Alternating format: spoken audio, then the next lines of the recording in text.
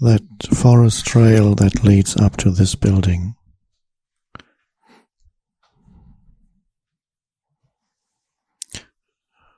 That would be enough. All you need, walk it consciously 4 times a day. What else do you need? Would be enough. Walking it consciously means 1 step at a time.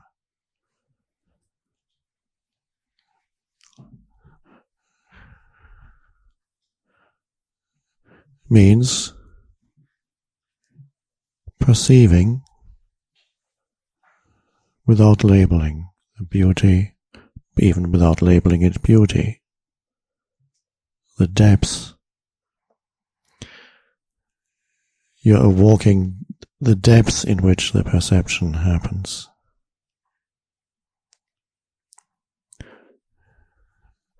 And the step you're taking at this moment is not a means to an end.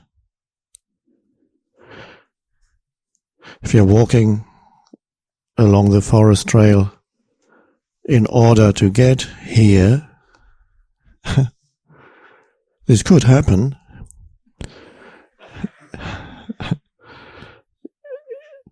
Every step that you take is a means to an end, and that's not conscious.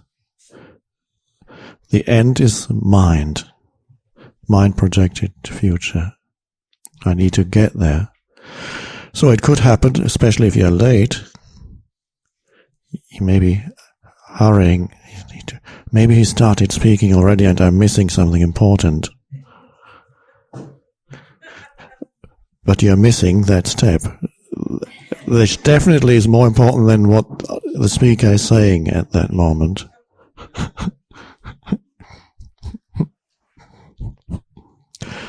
The amazing thing is you can actually walk fast also. You're not reduced to walking slowly always now, to walk consciously. You could even hurry to get somewhere, and you're really, maybe there is little time. Maybe you need to catch a train or whatever it may be. And maybe you need to very quickly now, you have 5 minutes to pack your suitcase. And that can be very beautiful. To still be present even when there's fast movement. And enjoy every movement of that. The energy movement of it. It's an energy dance. And there you are, going through your drawers, picking this and that, and not even without, when you're present, thought is just an interference. Because all you do in the state of presence is you see, you look, and in that perception, the looking reveals to you what is needed, without going through the complicated and complicating process of thinking. Certain things, yes, thought may be required, but you may be surprised for how many things thought is actually more of a hindrance than a help. The ability to just look in that clarity of the clear space of awareness, you look at any situation. In that looking, again, it's the same kind of looking that we are pointing to here when we speak of looking at a tree, looking at a flower. But if there is pressure on you due to some external challenge, it could be something as simple as needing to get ready, it's late, or more of a pressure, some situation, then you may find that the alertness that is there as you look intensifies.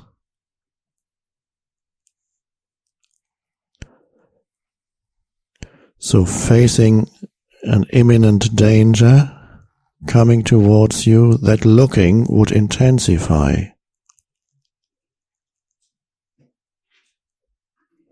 And out of that, action then comes.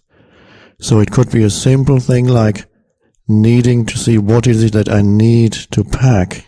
I only have 5 minutes. And then you simply look and you take what you know beyond thought what is needed, and you take very effective way of handling things. If you started to think, you would become stressed. I only have 5 minutes and I have to work out what I'm going to pack. And you're projecting yourself to the end of the 5 minutes when you need to be ready. It's so much pressure produced, but there's only this movement now. So any situation, clear looking at any situation that may appear complex reveals to you what is needed, if anything is needed, if any action is needed. You will find yourself doing it, or you will find yourself not doing anything. There are situations that are better left alone in one's life. And knowing what situation requires action and what situation is better left alone, you could agonize over that if you start thinking for a long time. Should I or shouldn't I? If I do, on the other hand, but... So the ability to come to a situation and simply see that there's a space of awareness. It is intelligence operating, but it is not intelligence as most humans know it. It is not the intelligence that does the crossword puzzles, the intelligence that is good at solving IQ tests, although it may come in even there, I don't know. It hasn't in my case. It is an intelligence that works not analytically. It doesn't break things down into bits of information, because the human mind has certain similarities with a computer. It analyzes, breaks it down, the thinking mind. But then there's a depth there also. There's a greater intelligence than the personal mind. And that is there when awareness arises and becomes part of the perception. That is silent intelligence operating, unconditioned consciousness operating in your life. Things get much easier then. Needing to work things out, a lot of that falls away. So how it's so important we started with such a simple thing like looking at a tree and allow the perception to arise in the space of awareness. And then situations, you're not always in such peaceful surroundings as here. Some people would say it is easier to be present here because you're not being challenged. That may be true for some, quite a few.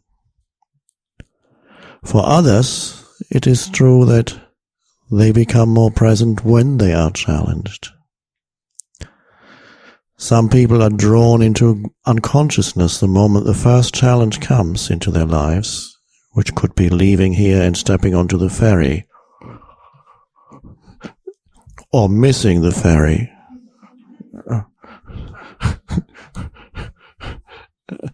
And so they could be had this peaceful 4 days, 5, whatever it is, here, and suddenly a little thing goes not the way it's supposed to go. and the reactivity comes back, could do. Oh my God. Or it could be that the first challenge comes, whatever it may be, and you go, oh. You recognize immediately the isness of that. It's the suchness of that. Missed the ferry. And that moment is good. Your retreat can last a little longer. Cooperate with the movement of life internally. Always. Great power lies in that. Behind anything that goes wrong, if you cooperate with that movement that the mind calls wrong, cooperate internally with that movement that the mind has labeled bad,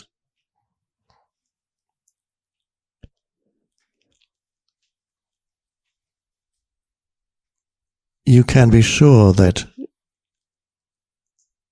it turns around or something reveals itself that is of a greater good than the good that you seem to have lost in that situation that you call bad. There's always hiding something underneath that which the mind had labeled bad. When you continue to be trapped in that labeling mind, you don't even see that. It doesn't, most of the time it can then not reveal itself to you. You wouldn't even see it because you've already decided that this situation is bad.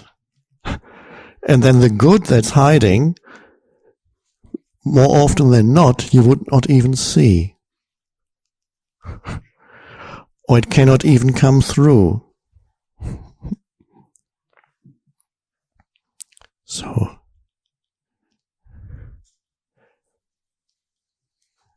we are going back now to the forest trail, where it all starts, where you take one step at a time. There's such beauty in walking. Not surprisingly, Buddhists have developed walking meditation to simply bring awareness into something that otherwise would be reduced to something meaningless, a means to an end, automatic. Anything you can bring awareness to that otherwise, that is often with you or always with you, but usually you wouldn't even know it because it's always there, or it's usually an unconscious movement. And those are beautiful meditations. There's no real technique here. You're simply bringing consciousness to what's already there. So I recommend for the rest of the time that particularly when you walk here, between your room and the beach, or on the beach, or between here, along the trail, to be conscious of walking, of each step. You don't need to change the way you walk. When Buddhists learn walking meditation, it's fine. They do it their way. You do it very kind of, every walk is a kind of very careful movement of the foot. The heel goes down, the rest of the foot goes down, and the heel goes up, and then the foot lifts up.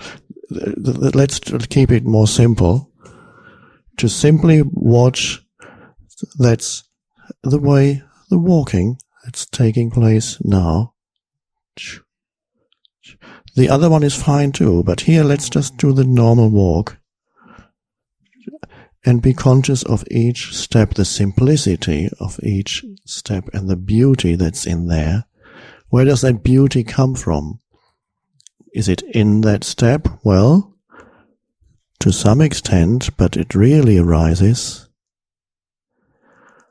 out of the awareness, that sense of aliveness, that sense of beingness, of presence that is there with every step.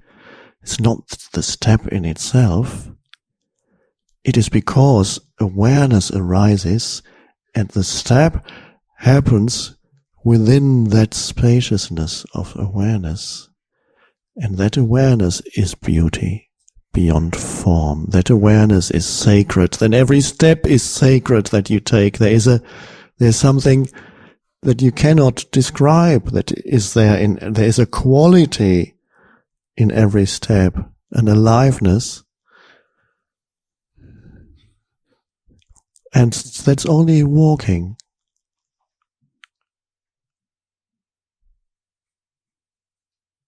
And of course, as you walk, you also perceive. There's that. And you watch. It's the end of believing that all you are is a person. An exclusively personalized sense of self. A walking, to use the expression of that writer, one could almost say you're just a walking narrative, a story, with your memories and heavy. And so you're walking as consciousness, a field of consciousness, perceiving you are a field of consciousness. It is a lessening, this is why we are here. As you spend time here, there's a lessening of the personal dimension of your life. Not that you lose it completely. If you lost it completely all at once, it would be very disconcerting. So that doesn't usually happen. It happened to some people, but probably not to you, and it's not necessary. There is a lessening of deriving your sense of self from your personal life and having to carry that around with you and remember it all the time. Me and my story. And it hasn't worked out yet. It hasn't quite completed yet. So there's the future constantly hanging over your head as a threat. Oh God, what is going to happen to me? If you walk around like that, it's a burden just to be alive. And you can walk in the forest with a threat over your head of your future. Of course, it can come in when you fall back into mind. You realize the future is uncertain. Oh my God.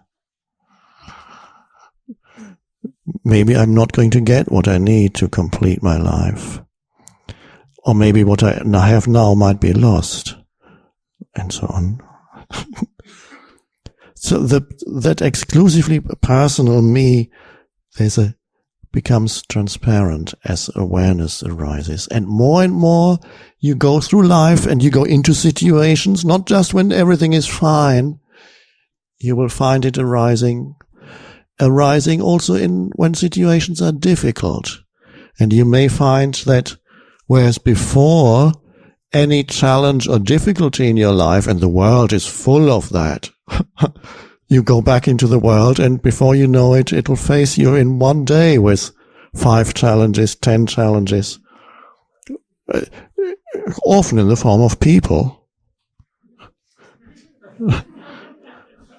Occasionally it's a mist ferry, but it's in the form of people more often than not. And so the challenges come. And you may find what before the challenge pulled you back into reactivity. And the miracle is when a certain level of presence has been reached within yourself, there comes a point when it is less likely that a challenge will pull you back into unconscious reactivity. Then you complain, you are a personal self complaining that the world is not complying with your wants and desires. Complaining in your head or out aloud, the world is not doing what you want it to do. Basically, That's the challenges are, it's not going the way it's supposed to go.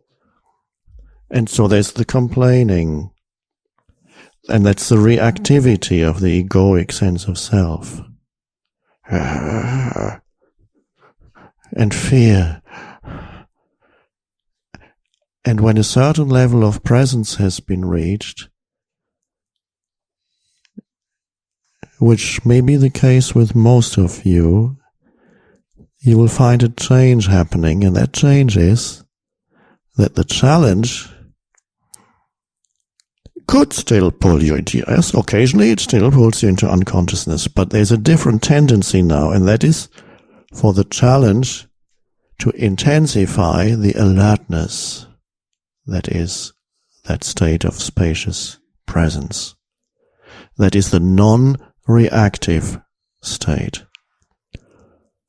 And so now there's the ability to look at the challenge or the situation in that clarity of awareness, and you have accessed an intelligence that is greater than the accumulated intelligence. And that intelligence is not confined to your head. That intelligence is connected to the totality, so it can even operate and seemingly come in as an external factor. Once you have accessed it, it not just operates from within you, that intelligence, it also operates from without, and that often happens as just the right thing happening for that situation, such as is the case in synchronistic events and so on. Or just simply at the right moment, what is needed is suddenly it appears. And sometimes almost it won't fall down from the sky, but it's sometimes you see, how could that have happened? So just where did that come from? And the intelligence operates both ways. This is the beauty of that intelligence. You have accessed the totality. You are no longer cutting yourself off by tying yourself into a little knot within the web of the whole, the little knot claiming an independent existence for itself, and it's called me. And the rest of the web of the interconnectedness of all things, that's the rest of the world.